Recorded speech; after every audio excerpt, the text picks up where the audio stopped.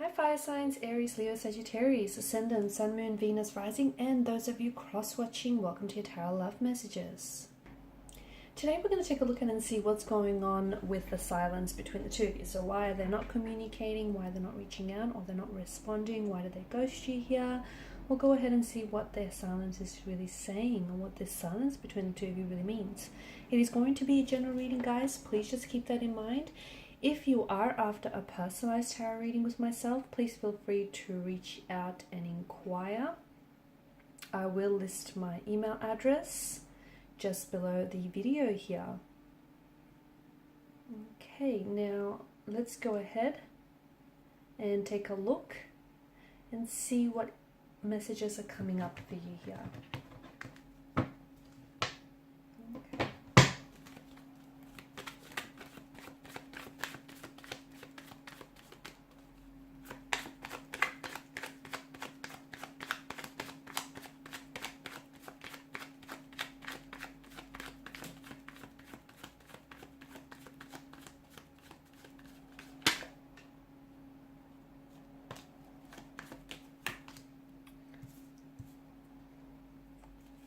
Okay, interesting.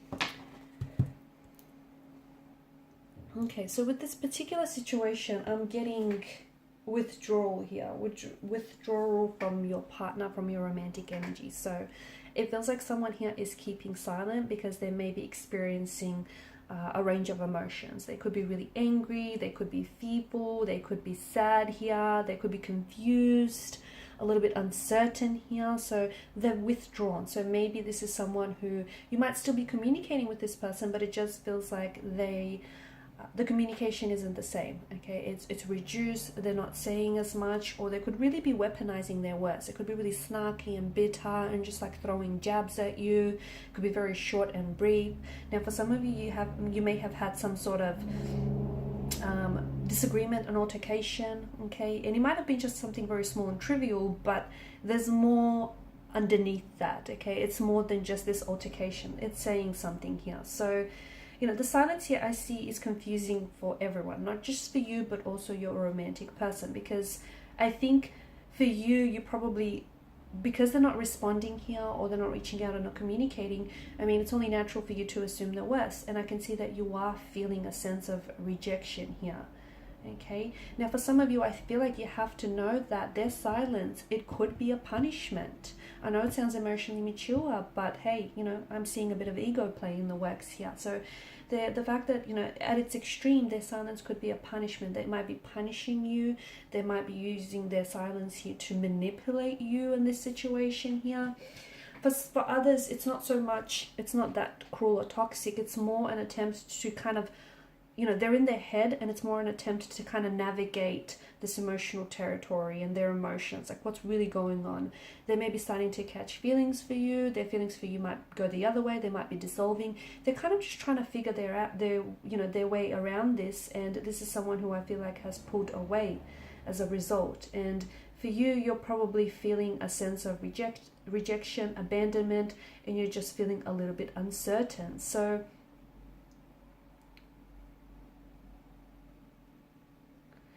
okay, also if you're a female watching this, and if you're dealing with a male, you know, when a man is feeling really loved and he's getting the attention that he wants in a relationship, you know, if he initiates physical affection, and, you know, if you reciprocate here and it's all good, a woman in return will openly express her love for him, and, you know, the two of you are glowing in the intimacy.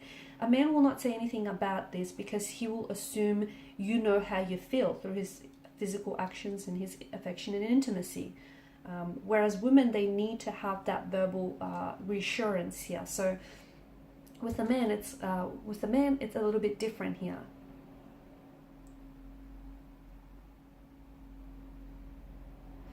Okay, silence is not necessarily golden, and not in this case as well, because I feel like I'm seeing that there is a silent withdrawal from your person, and I do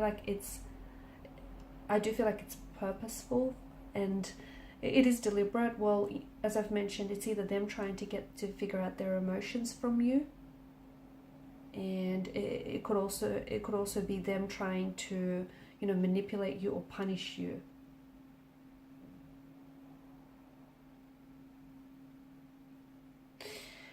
I'm also seeing some of their behavior here. So someone here is pursuing an energy. Okay, so I'm not sure if you're the pursuer. So I'm getting two different types of energy: pursuers and withdrawers. The person that is pursuing here tends to cling. So if they pull themselves back, it's probably not a good idea for you to pursue, because then you can come across as a little bit demanding, a little bit pushy, and that's going to have your person withdraw more and more away. Okay, they're going to pull further and further away. Also, pursuers can come across as a little bit attacky. Okay, you might not mean to come across that way, but you come across a little bit attacky.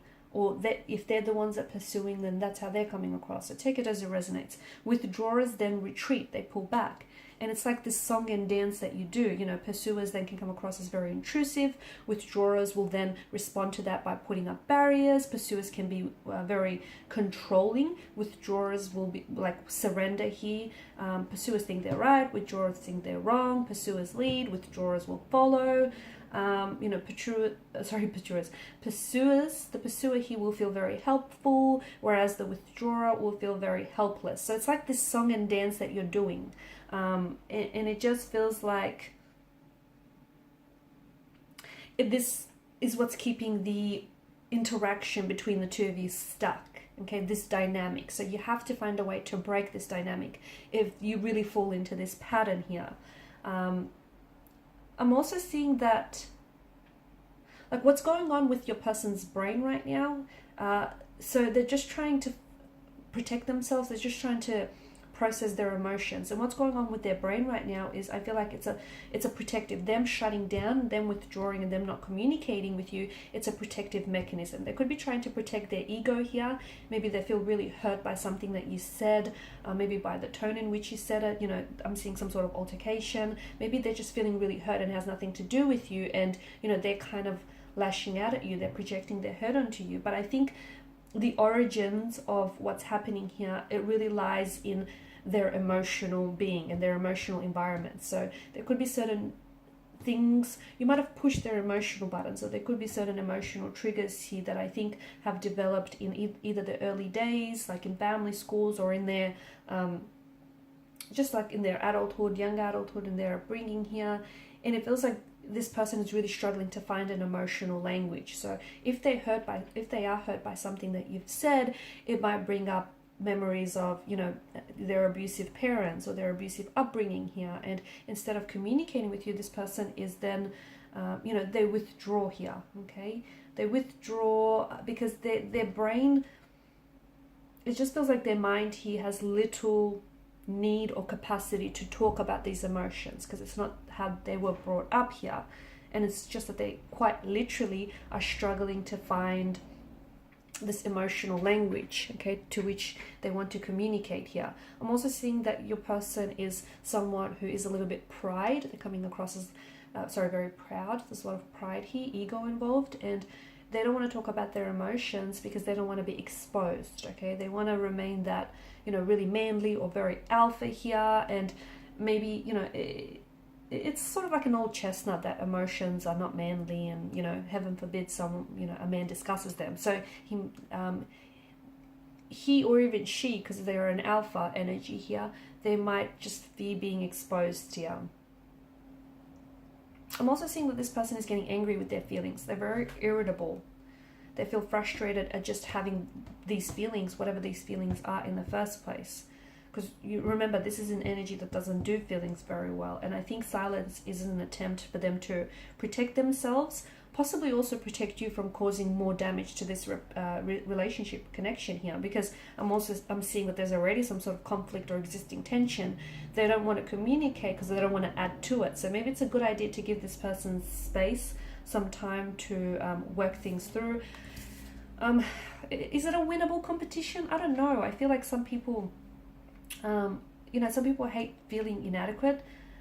so much so that they might process their feelings slower. And they do that in a way to avoid the feelings of defeat. So not that this is a game, but they're coming across as, it's coming across as something like that. So they don't want to compete with you, or they do want to compete with you in this conflict or in this silent treatment. And this is why they're responding a lot slower, because they want to win. Okay, not that it's a game, but that's kind of how they view it. Okay, if you break the silence first, and if you communicate first, or if you apologize first, ultimately they see it as defeat, victory, them defeating you. It's just, there's some sort of conflict, there's some sort of tension here, and truth be told, it feels like this person is unhappy because it's affecting their mood. So whether it's an altercation that you have, it just feels like they're not necessarily happy here. I can see that you're experiencing huge concern, anxiety, also confusion about your person's silence and their withdrawal. And you're probably guessing what they're thinking or feeling. Don't assume the worst here. I just think it's a good idea to give this person a little bit of space, and to give yourselves a little bit of space, a little bit of time here. I think they're going to come back around. Or if you do want to initiate conversation, just don't come from a place of ego, okay? Like, don't "I told you so," or "you're right, they're wrong." I think just really try to neutralize the communication here. Just try to stabilize the energies. I do think there will be contact, there will be communication in the future. This person will come back here, but be careful, because the Fool is an energy of someone waltzing back into your life and not taking personal responsibility for what's happened. So they sort of will start communicating, but ignoring the fact that the two of you just went through this huge gap of no contact, no communication, or they may have even ghosted you. So they're just sort of waltzing back into your life, almost as if nothing happened. Pull them up about it, because they did it once. Guarantee you they'll do it again. Okay, so watch what you tolerate. Okay, guys, and these are your messages. Thanks so much for watching, listening. Please show your support by liking, sharing, subscribing to the channel. For those of you interested in a personal reading, feel free to inquire. Bye for now.